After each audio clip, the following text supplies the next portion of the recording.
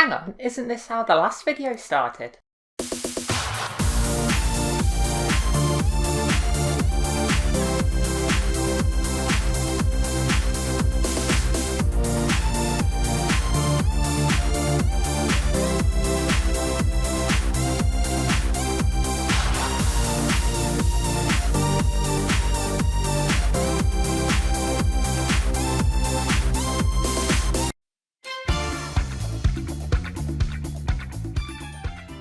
Many years ago, the 1970s happened.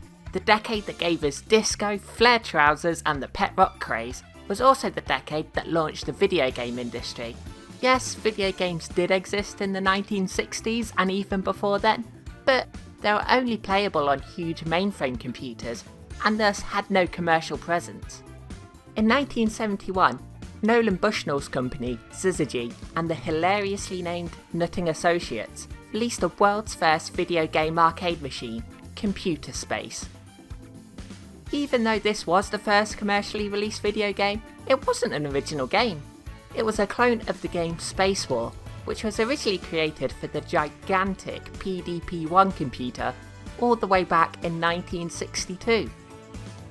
Also, the second game to get an arcade machine made for it, Galaxy Game, which was also from 1971, was also a clone of Space War. So if you think that the recent rapid proliferation of Battle Royale games is indicative of the rapid decline of the gaming industry and the complete loss of originality from the gaming medium, just remember that the first two games to be released were both clones of a game from 9 years prior. Computer Space wasn't the colossal success that Nutting Associates had been hoping for. Sales paled in comparison to the 1967 electromechanical quiz machine Computer Quiz. Speaking of the game, Nolan Bushnell once said, "Sure, I love it and all my friends loved it, but all my friends were engineers. It was a little too complicated for the guy with the beer in the bar." So after this, Nolan was looking for inspiration for his next game. Around this time, he happened to witness the Bag-the-Box Odyssey at a trade show.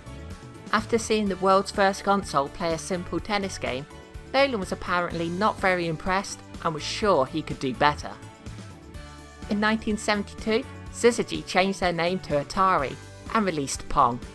The simple tennis-like game was a concept that was easy for a world devoid of video games to grasp.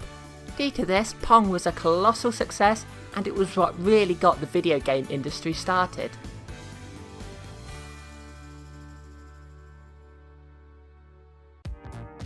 In 1975, the first Pong home console was released by Atari and loads of other companies followed suit.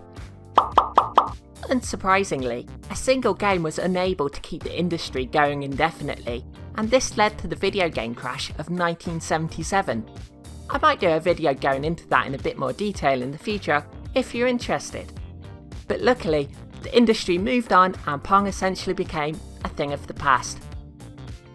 So fast forward to 1998 and Pong was back. And here we have Pong the next level for the Game Boy Color. There was also a version for the PS1 and the PC, but I don't have those, so let's look at this one.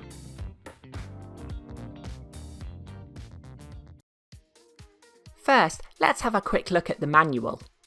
And here in the introduction, it says, in the 1970s, the world was introduced to the first coin-operated video game, Pong. No, that's incorrect. Computer Space was first. We've just been through this. So we're not off to a great start here then. So let's just put this away and get straight to the game.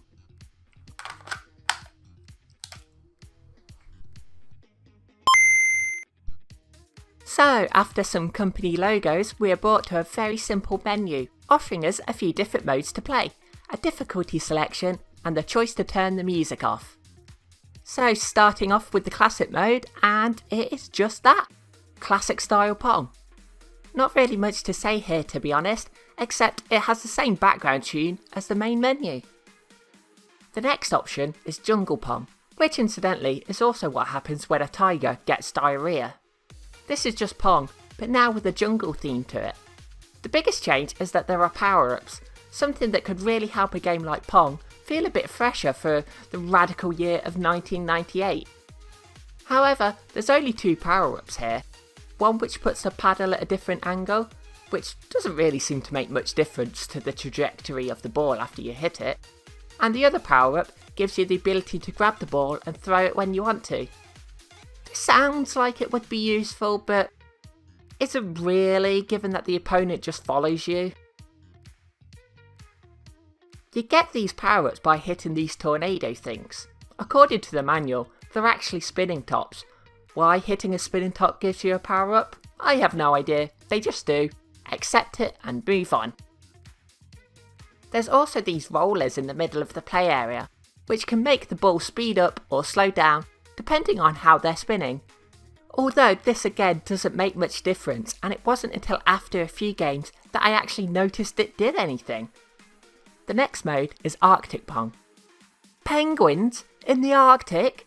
Everyone knows that penguins live in the Antarctic and not the normal Arctic. That's for polar bears! Who'd have thought that Pong on the Game Boy Color would have been such a fountain of misinformation? Anyway, this plays kind of similar to the Jungle Pong mode, with both power-ups still here. The only difference is we have 2 members of an invasive species kicking about instead of the rollers. They just walk up and down and could therefore act as an obstacle and change the trajectory of the ball if they get hit. Don't feel bad about hitting them though. Judging by the sound they make, I think they rather enjoy it.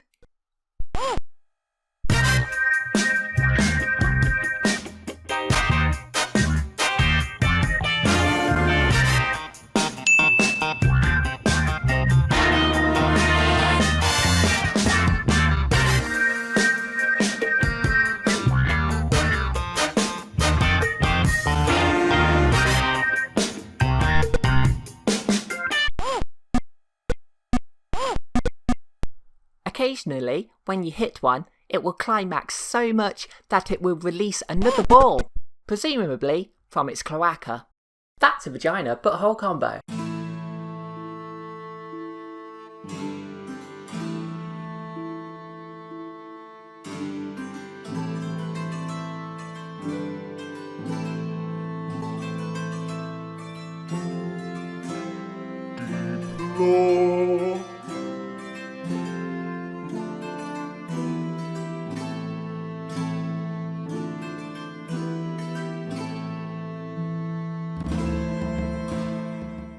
Did you know that the ball from Pong is actually a kind of penguin sex toy, much akin to a vibrating love egg?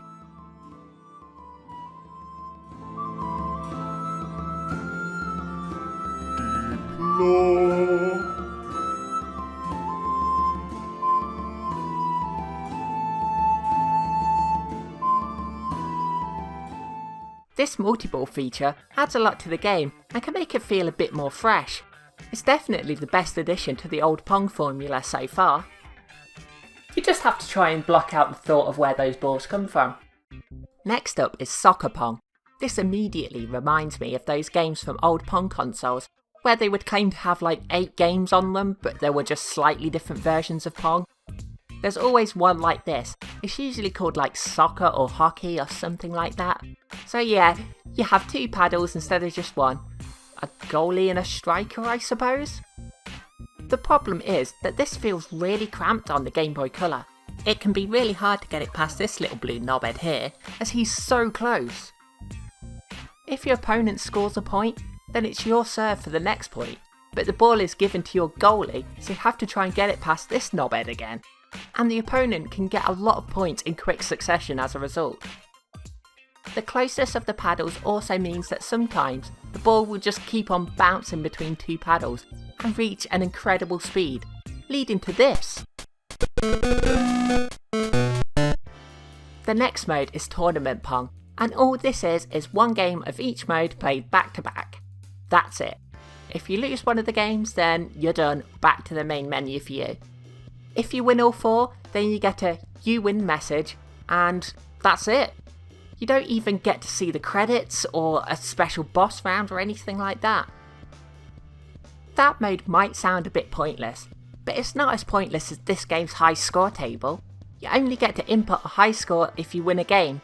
The thing is that a game is the first to 11 points, and the score is just the number of points you get. So you end up with a high score table that's all just 11s. You can get a higher score if you both get to 10 points, and then the game keeps going until one player has at least 2 points more than the other. So if you play worse, you can get a higher score, which doesn't make any sense. But don't bother letting your opponent score to try and get the magical score of 12 or anything like that, because the scores don't save and will be gone as soon as you turn the system off. Also, it's one high score table, and it's shared throughout all the modes, including the tournament mode, which will always give a vastly higher score than the others as it's 4 games, making the other entries completely pointless. This high score table is also shared throughout the difficulty modes too. And that brings me on to the difficulty modes. It makes no difference. Hard mode doesn't seem any different from easy. The AI, which in this case stands for artificial incompetence, doesn't put up much of a threat. When moving your paddle, you can hold the A button to move faster, but the AI never does this, so all you have to do is hit the ball whilst moving up or down, and it will send the ball at a sharp angle, sailing straight past the AI. In my experience, Pong is usually most fun when played against another person, but this game doesn't support the link cable or have any other form of multiplayer, so you're stuck playing against the AI, and after about half an hour, you would have beaten all of the modes on the hardest difficulty and be left with nothing else to do. Sound-wise, this game has the classic Pong sound effects with a few new ones brought in for the new features. There's sampled drums that play when you win, which sound quite clear. The music is rather bland to be honest, and the classic mode and main menu share the same tune, which feels a bit lazy. Could they really not have added in just one more tune?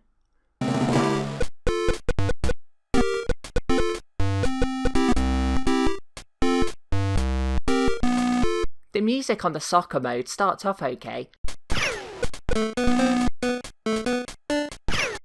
but then goes into sounding like just a load of random notes.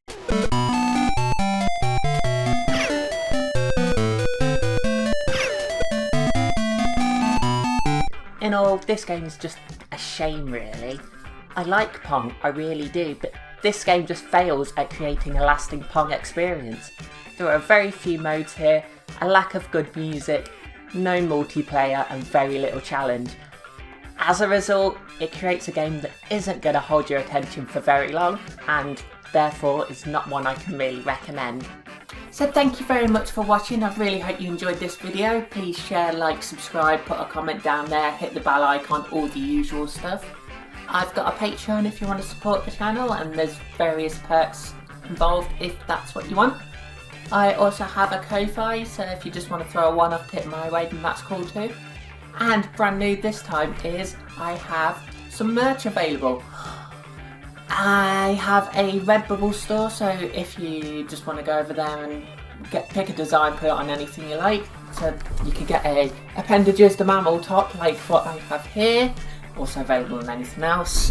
There's just a standard logo, as you can see on this mug, and does it go beep? And a huge thank you to all my patrons, and an extra big shout out to those who support me on the Power Up tier and above. So these amazing people are Stuart Christopher Brownlee, Magnus Swerze, Eddie, House of the Ted and Carl Deacon. So a huge thank you to all those for, helping support the show. And until next time,